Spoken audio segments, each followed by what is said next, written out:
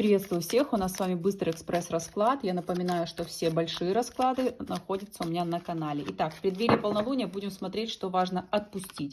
Первому варианту, второму и третьему. Что важно отпустить для единичек в это полнолуние.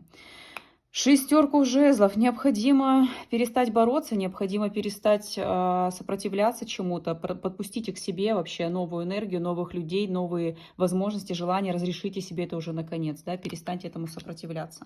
Второй вариант. Что важно отпустить?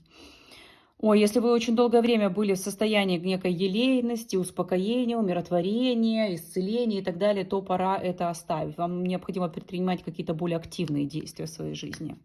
Третий вариант, что важно отпустить.